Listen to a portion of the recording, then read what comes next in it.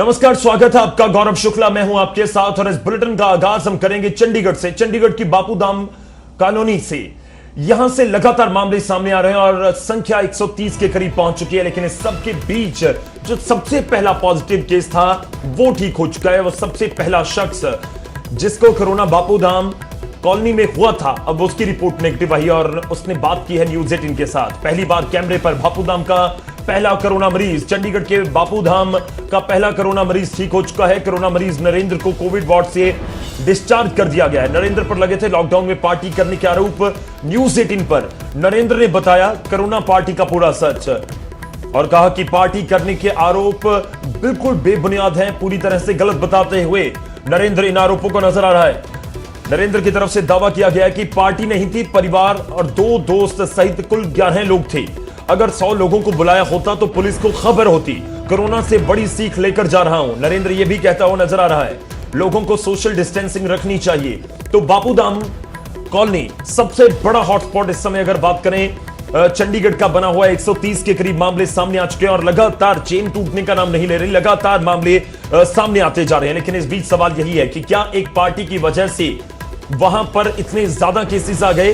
क्योंकि यही जिक्र किया जा रहा है लगातार कि बापूधाम कॉलोनी में एक परिवार की तरफ से एक पार्टी का आयोजन किया गया लॉकडाउन के कर्फ्यू के दौरान और उस समय करीब 100 लोगों को वहां पर बुलाया गया था। और जिस शख्स को सबसे पहले पुष्टि हुई कोरोना की, बापूधाम कॉलोनी का जो रहने वाला था नरेंद्र, अब उसकी रिपोर्ट नेगेटिव आ चुकी है, उसको डिस्चार्ज किया गया।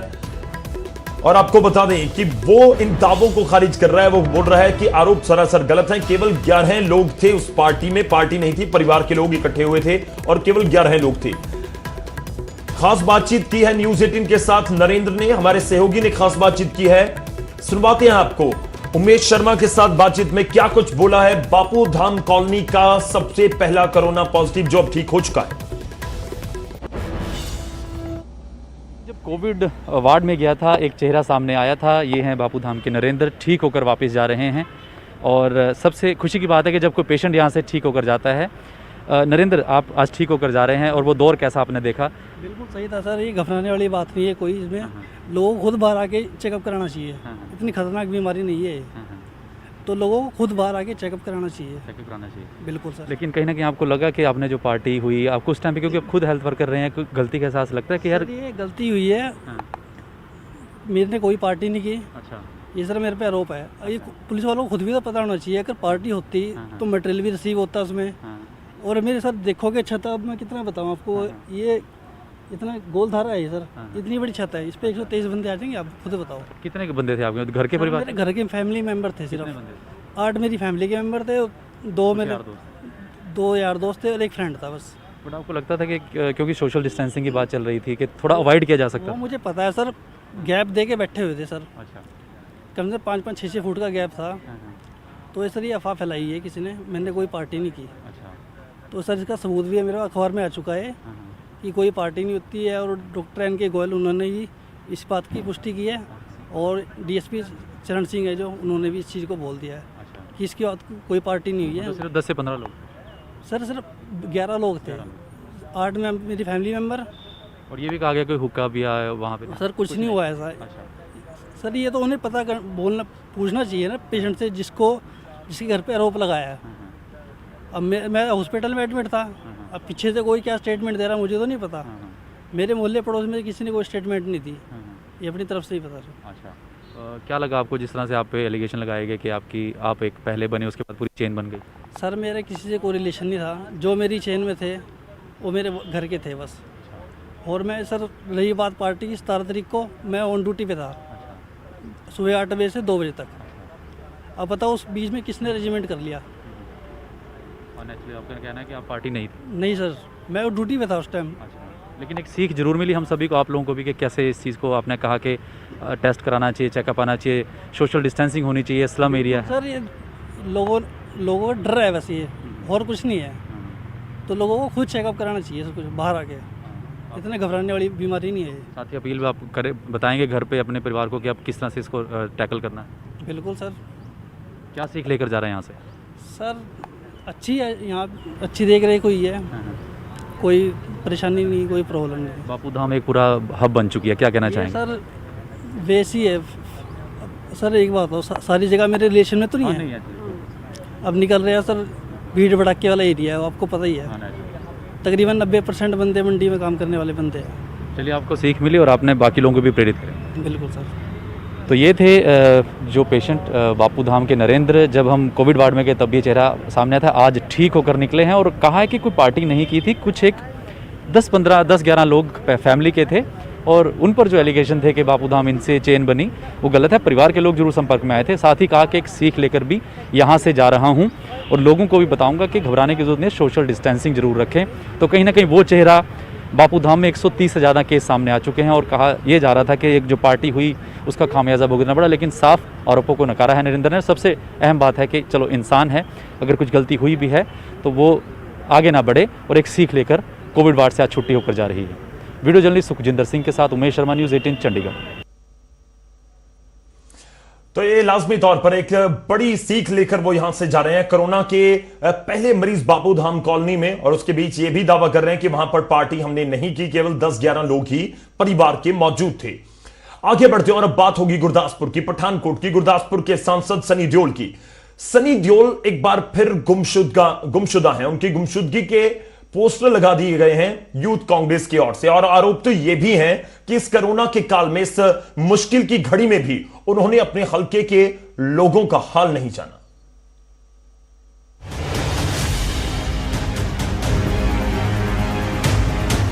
इन लोगों को अपने सांसद की तलाश है। इनका आरोप है कि कोरोना के संकट में लोगों के नुमाइंदे इनका हालचाल पूछने नहीं आए और ना ही लोगों को दिखाई दी। जगह जगह लगे गुमशुदगी के ये पोस्टर सनी देओल के हैं, जो यूथ कांग्रेस ने पठानकोट में जगह जगह लगा रखे हैं। क्या गलियां, क्या खंबे या चौराहे, सभी जगहों पर सनी देओल के पोस्टर चिपकाए हुए हैं। इतना ही नहीं, यूथ कांग्रेस के कार्यकर्ताओं ने तो हाथों में पोस्टर लेकर राह चलते लोगों को रोक रोक कर सनी देओल की गुमशुदगी के बारे में पूछा। यूथ कांग्रेस का आरोप है कि सनी देओल कहते थे कि वो बोलते नहीं हैं, बल्कि काम करके दिखाएंगे। लेकिन इस कोरोना संकट में भी सनी देओल ने अपने लोगों का हाल नहीं पूछा, ना ही कहीं दिखाई दिए। ਭਾਜੀ ਆਪਾਂ ਇਹ ਸਾਡੇ member of parliament Sunny Deol ਜੀ ਹੈਗੇ ਹੈ, ਹਾਲੇ ਤੱਕ ਇਹ ਮਹਾਮਾਰੀ ਦੀ ਲੜਾਈ 'ਚ ਮੈਨੂੰ ਕਿਤੇ ਨਹੀਂ ਲੱਭੇ। ਤੋਂ ਪਹਿਲੇ ਵੀ ਨਹੀਂ ਆਏ, ਲੋਕਾਂ ਨੂੰ ਗੁੰਮਰਾਹ ਕਰਕੇ ਵੋਟਾਂ ਲੈ ਕੇ ਚੱਲ ਗਏ ਔਰ ਕਹਿੰਦੇ ਸੀ ਮੈਨੂੰ ਜ਼ਿਆਦਾ ਬੋਲਣਾ ਨਹੀਂ ਆਂਦਾ, ਮੈਂ ਕੰਮ ਕਰਕੇ ਦਿਖਾਵਾਂਗਾ। तो ना उन्होंने बोलना आंदा, ना उन्होंने काम करना आंदा। मैं तो इन्ना ही कहना चाहूँगा। ਆਪਾਂ ਲੋਕਾਂ ਨੂੰ ਇਹ ਪੁੱਛ ਰਹੇ ਹਾਂ ਕਿ ਤੁਸੀਂ ਇਹ ਬੰਦੇ ਨੂੰ ਦੇਖਿਆ? ਆਪਾਂ ਤਾਂ ਇਹਨਾਂ ਨੂੰ ਦੇਖਿਆ ਨਹੀਂ ਹੈ। ਇਹ ਆਪਾਂ ਕਿਤੇ ਨਹੀਂ ਦੇਖਿਆ। ਲੋਕਾਂ ਦੀ ਸੇਵਾ ਕਰਦੇ। ਲਗਭਗ ਸਾਡੇ ਗੁਰਦਾਸਪੁਰ ਲੋਕ ਸਭਾ 'ਚ ਪੌਣੇ 200 ਦੇ ਕਰੀਬ ਕਰੋਨਾ ਪੋਜ਼ਿਟਿਵ ਪੇਸ਼ੈਂਟ ਆਇਆ ਔਰ ਇਹ 'ਚੋਂ 2 ਗੁਰਦਾਸਪੁਰ ਜ਼ਿਲ੍ਹੇ ਦੇ ਮ੍ਰਿਤੂ ਹੋਈ ਹੈ ਤੇ ਇੱਕ ਸਾਡੇ ਪਠਾਨਕੋਟ ਜ਼ਿਲ੍ਹੇ ਸੁਜਾਨਪੁਰ ਰਾਜ ਰਾਣੀ ਦੀ ਹੋਈ ਹੈ। ਕਿ ਇਹਦਾ ਹੱਕ ਨਹੀਂ, ਇਹਦਾ ਫਰਜ਼ ਨਹੀਂ ਬਣਦਾ ਸੀ ਕਿ ਆ ਕੇ ਉਹਦੇ ਘਰ ਅਫਸੋਸ ਕਰਕੇ ਨਾ ਆਉਂਦੇ, ਉਹਦਾ ਹਾਲ ਚਾਲ ਪੁੱਛਣ ਆਉਂਦੇ। कांग्रेस ही नहीं बल्कि आम लोग भी सनी देओल से नाराज हैं। पठानकोट के लोगों के मुताबिक वोट लेते वक्त ही सनी देओल दिखाई दिए थे। ਗੁੰਮਸ਼ੁਦਾ ਹੀ ਹੈ ਸਾਡੇ ਹਿਸਾਬ ਨਾਲ, ਤੇ ਜਦੋਂ ਦਾ ਬਣੇ ਦੇ ਆਪਾਂ ਤੇ ਦੇਖਿਆ ਨਹੀਂ ਇੱਕ ਵੀ ਵਾਰੀ ਇੱਥੇ ਆਏ ਦੇ ਇਹਨਾਂ ਨੂੰ। ਕੋਈ ਇਹਨਾਂ ਨੂੰ ਐਮਪੀ ਬਣਨ ਤੋਂ ਬਾਅਦ ਕੋਈ ਸਾਨੂੰ ਅੱਜ ਤੱਕ ਮਿਲੇ ਨਹੀਂ ਹੈਗੇ, ਨਾ ਕੋਈ ਜਨਤਾ ਦੇ ਬਾਰੇ ਇਹਨਾਂ ਨੂੰ ਪਤਾ ਕੀ ਹੋ ਰਿਹਾ, ਕਿਸੇ ਨੂੰ ਰੋਟੀ ਪਾਣੀ ਰਾਸ਼ਨ ਮਿਲ ਰਿਹਾ ਨਹੀਂ ਮਿਲ ਰਿਹਾ। ਪੁੱਛਣਾ ਤੇ ਬੜੀ ਦੂਰ ਦੀ ਗੱਲ ਹੈ ਜੀ, ਇਹ ਤੇ ਮਿਲੇ ਹੀ ਨਹੀਂ ਕਿਸੇ ਨੂੰ। ਜਿੱਤਣ ਤੋਂ ਬਾਅਦ, ਇਲੈਕਸ਼ਨ ਜਿੱਤਣ ਤੋਂ ਬਾਅਦ ਤੇ ਕਿਸੇ ਨੇ ਦੇਖਿਆ ਨਹੀਂ ਇਹਨਾਂ ਨੂੰ ਕਿੱਥੇ ਰਹਿ ਗਏ। जिक्रयोग है कि इससे पहले भी सनी देओल के गुमशुदगी के पोस्टर लग चुके हैं, जबकि सनी देओल ने इलेक्शन के वक्त कहा था कि हमेशा लोगों के साथ रहेंगे। दावा किया था कि वो बोलते नहीं हैं बल्कि काम करके दिखाएंगे। लेकिन जनाब, इस संकट की घड़ी में जब आपके पास अपने लोगों के लिए वक्त नहीं है तो फिर कब काम करके दिखाएंगे। पठानकोट से सुखजिंदर कुमार, न्यूज़ 18।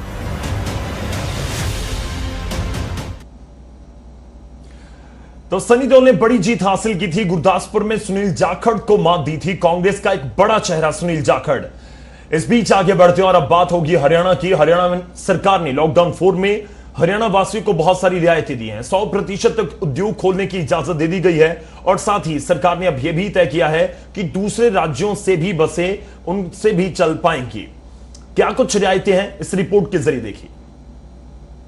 कोरोना के खिलाफ जंग में जैसे जैसे कामयाबी मिल रही है, वैसे वैसे लॉकडाउन में लक्ष्मण रेखाएं मिट रही हैं। लॉकडाउन 4 में हरियाणा में अब पहले के मुकाबले ज्यादा रियायतें मिलेंगी। कंटेनमेंट जोन को छोड़कर सामान्य गतिविधियां शुरू हो सकेंगी, यानी प्रदेश में सभी तरह की दुकानें खुलेंगी, लेकिन दुकानें खोलने का समय जिला उपायुक्त तय करेंगी। हरियाणा से दूसरे राज्यों के लिए भी अब बस सेवाएं शुरू हो सकेंगी। इसके लिए सरकार ने उत्तर प्रदेश, राजस्थान, पंजाब, हिमाचल प्रदेश, मध्य प्रदेश, उत्तराखंड, दिल्ली और चंडीगढ़ को सहमति के लिए पत्र लिखा है। वहीं कैदियों की पैरोल 6 हफ्ते के लिए बढ़ा दी है। आपको बता दें कि कोरोना के खतरे को देखते हुए 6000 कैदियों को पैरोल दी गई थी। सरकार ने बिजली बिल की समस्या के समाधान के लिए 1912 हेल्पलाइन नंबर जारी किया है। अब कंटेनमेंट जोन वहीं तक प्रतिबंध जारी रहेंगे। जो कंटेनमेंट जोन से अतिरिक्त क्षेत्र है उस सारे को ऑरेंज जोन मान करके और गतिविधियां वो सब चलाई जाएंगी। 18,000 कैदियों में से अभी पिछले दिनों में 6,000 कैदियों को और पैरोल दी गई थी। उस 6,000 कैदियों को पैरोल का समय 6 सप्ताह के बाद अगला 6 सप्ताह ये भी बढ़ा दिया गया है कोरोना को देखते हुए। न्यूज 18 से एक्सक्लूसिव बातचीत में डिप्टी सीएम दुष्यंत चौटाला ने कहा कि हरियाणा सरकार ने 100% उद्योग शुरू करने का फैसला लिया है। पूरी लेबर के साथ उद्योग में काम कर सकेंगे। सुबह 9 बजे से लेकर शाम 5 बजे तक रजिस्ट्री होगी। वहीं शराब के ठेके खुलने से सरकार को बड़ा फायदा हुआ है। महज 1 सप्ताह में ही 100 करोड़ से ज्यादा का राजस्व मिला है। प्रदेश के अंदर जो इंडस्ट्रियल सेक्टर है उसको 100% कैपेसिटी पे परमिशन केवल मात्र कंटेमिनेशन जोन के अंदर वालों को परमिटेड नहीं है। हम दे रहे हैं कि वो इंडस्ट्री की शुरुआत करें, मगर उनको ऑनलाइन अप्लाई करना पड़ेगा। डिटेल्स ऑफ अपनी एम्प्लॉय सरकार को देनी पड़ेगी। साथ में जो हमारी रजिस्ट्रेशन होती थी प्रॉपर्टीज़ की, उसका टाइमिंग हमने लिमिट किया हुआ था कि 10 से 2 बजे तक थी। ये निर्णय लिया गया है कि उसके नंबर्स भी बढ़ाए जाएंगे और उसको अब सुबह 9 बजे से लेकर 5 बजे तक हम पूरे प्रदेश भर के अंदर चलाने का काम करेंगे। कोरोना को मात देने में हरियाणा पीछे नहीं है। यही वजह है कि सरकार ने लोगों को ज्यादा से ज्यादा रियायतें देने का फैसला किया है, लेकिन इन रियायतों के साथ सावधानी भी उतनी ही जरूरी है। चंडीगढ़ से अंकित दुदानी, न्यूज 18।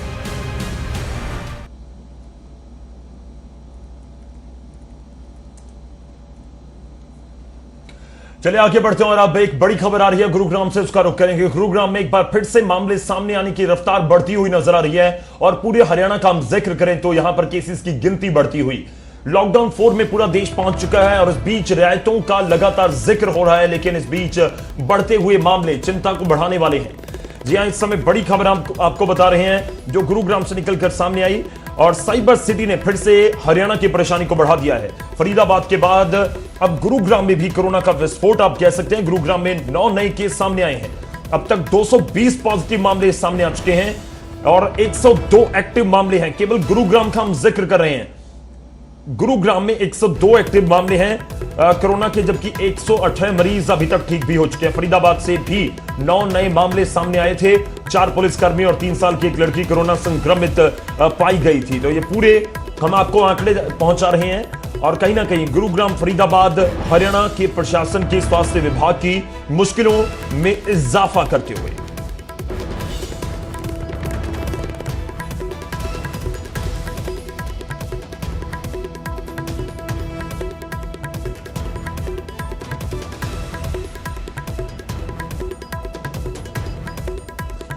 तो लॉकडाउन चौथे चरण में है इस समय पूरे देश में और इस बीच लोगों की मदद के लिए जगह जगह पर अलग अलग तरीके से लोग सहायता उनकी कर रहे हैं। लेकिन अमृतसर से कुछ शर्मसार करने वाली तस्वीरें सामने आई हैं। यहां पर नागालैंड की रहने वाली 9 लड़कियों को बंधक बनाकर रखा गया था। रिपोर्ट देखिए। लॉकडाउन के इस दौर में ये तस्वीरें शर्मसार करने वाली हैं, इंसानियत को कलंकित करने वाली हैं, पंजाबियत को शर्मिंदा करने वाली हैं। कोरोना संकट के इस मुश्किल घड़ी में नागालैंड की लड़कियां डरी सहमी हुई हैं। तस्वीरें अमृतसर की हैं, जहां एक होटल में काम करने वाली 9 लड़कियों को मकान मालिक ने घर के अंदर बंधक बना लिया। क्योंकि मकान मालिक को किराया नहीं मिला था, जबकि किराया देने की जिम्मेदारी होटल की थी, क्योंकि जिस होटल में लड़कियां काम करती थी उस होटल मालिक ने ही इन लड़कियों को यहाँ पर मकान दिलवाया था। कोरोना और कर्फ्यू के कारण होटल नहीं खुला तो होटल मालिक ने लड़कियों के खाने पीने तक का प्रबंध नहीं किया और न ही मकान मालिक को किराया दिया। वहीं मकान मालिक भी इतना खुदगर्ज निकला कि उसने रात के वक्त में ही इन लड़कियों को घर के अंदर बंधक बना लिया। इतना ही नहीं, बिजली पानी का कनेक्शन तक काट दिया। क्या घटना घटी है, क्यों बंद किया गया आपको? शायद मालकिन को पैसा नहीं दिया होटल वाले ने, इसलिए बंद किया। तो यहाँ क्या करते थे आप, कौन सा काम करते थे? हम लोग पेनक्यूट में सर्विस कर रहे हैं, एफएमबी में। यहाँ कब से बंद है? यहाँ से आज सुबह से। पहले भी ऐसा हुआ कभी? हाँ, पहले भी ऐसा हुआ था, आज से 2 टाइम से। तो पैसा क्यों नहीं दिया, किसने देने पैसे, आपने देने के मालिक ने? पैसे नहीं, वो होटल वाला ने मालकिन को देना है, लेकिन नहीं दिया, इसलिए मालकिन ने बंद कर दिया। भूखे प्यासे डरी सहमी ये प्रवासी लड़कियां रात भर मदद के लिए पुकारती रही, जिन्हें सुबह एक समाज सेवी संस्था ने पुलिस की मदद से बाहर निकाला, ताला खुलवाया और उसके बाद लड़कियों ने राहत की सांस ली। इससे पहले भी एक बार हुआ कि उन्होंने बताया कि एक बार इसे बाहर ताला लगा दिया था, तो होल डे रात तक उन्होंने ऐसे ही रहे अंदर। इससे दो बातें हैं, एक तो है कि पंजाब की बदनामी, जबकि हम गर्व करते हैं कि पंजाब में लोग पूछ कर रोटी पानी पूछते हैं, खिलाते हैं। तो जो मेहमान निवाजी है पंजाब की, वे उसके खिलाफ है। ਜਿਹੜੇ ਇਹਨਾਂ ਦਾ ਜਿਹੜਾ ਹੈਗਾ ਡਿਸਪਿਊਟ ਆ, ਉਹਨਾਂ ਹੰਬਲ ਦੇ ਮਾਲਕ ਜਿਹੜੇ ਹੈਗੇ ਆ, ਉਹਨਾਂ ਨੇ ਇਹਨਾਂ ਨੂੰ ਲੜਕੀਆਂ ਨੂੰ 9 ਜਿਹੜੀਆਂ ਉਹਨਾਂ ਦੇ ਕੋਲ ਕੰਮ ਕਰਦੀਆਂ ਤੇ ਉਹਨਾਂ ਨੇ ਇਹਨਾਂ ਨੂੰ ਰੈਂਟ ਤੇ ਕਮਰਾ ਦਿੱਤਾ। ਇਹਦੀ ਗਿੰਨੀ ਗਰੋਵਰ ਜਿਹੜੀ ਹੈਗੀ ਆ ਮਾਲਕ, ਉਹਨੇ ਅੱਜ ਲੜਕੀਆਂ ਨੂੰ ਜਿਹੜਾ ਕਿਰਾਇਆ ਨਾ ਮਿਲਣ ਕਰਕੇ ਉਹਨੇ ਤਾਲਾ ਲਾ ਕੇ ਰੱਖਿਆ ਸੀ। ਉਹਨਾਂ ਦਾ ਤਾਲਾ ਜਿਹੜਾ ਖੁਲਵਾ ਕੇ ਤੇ ਇਹਨਾਂ ਨੂੰ ਲੜਕੀਆਂ ਨੂੰ ਭਾਰ ਮੁਕਤ ਕਰਾਤਾ। कोरोना के इस संकट में जहां देश के प्रधानमंत्री नरेंद्र मोदी अपील कर चुके हैं कि कोई भी संस्था अपने कर्मचारियों का वेतन नहीं रोकेगी और कोई मकान मालिक किराएदार से किराया नहीं मांगेगा, लेकिन अमृतसर में होटल मालिक और मकान मालिक को इन लड़कियों पर तरस नहीं आया। अमृतसर से अमित शर्मा, न्यूज़ 18। तो गंभीर मामला तो साफ तौर पर नजर आ रहा है। अगर अमृतसर के इस पूरे मामले को समझने की कोशिश की जाए, या और भी हैरान करने वाला कहीं ना कहीं पूरा मामला। चलिए आगे बढ़ते हैं और अब रुख होगा लुधियाना का। एक बार फिर से मामले बढ़ते हुए और 22 मामले लुधियाना से सामने आए। फिर से चिंगारी भड़कती हुई कोरोना पॉजिटिव मामलों की। लुधियाना में बड़ी खबर आपको बता रहे हैं, लुधियाना से 22 नए मामले कोरोना के पॉजिटिव केसेस पाए गए और इनमें 2 आरपीएफ के जवान भी शामिल हैं। पिछले दिनों 2 आरोपियों को हिरासत में लिया गया था। पुलिस हिरासत में आए आरोपी पॉजिटिव मिले थे। पुलिस के अब तक कोरोना के लुधियाना के अब तक कोरोना के 172 केसेस सामने आ चुके हैं। 136 एक्टिव हैं, 29 ठीक हो चुके हैं। अब तक 7 लोगों की मौत लुधियाना में हो चुकी है। तो ये बड़ी खबर आपको बता रहे हैं। लुधियाना में एक बार फिर से कोरोना की चिंगारी भड़कती हुई नजर आती है। लुधियाना में कोरोना के 22 नए मामले रिपोर्ट किए गए हैं और आरपीएफ के 2 जवान भी इसमें शामिल हैं। पिछले दिनों 2 आरोपियों को हिरासत में लिया गया था, वो भी पॉजिटिव निकले और लुधियाना में अब तक अगर बात करें टोटल केसेस की तो 172 तक यह आंकड़ा पहुंच चुका है।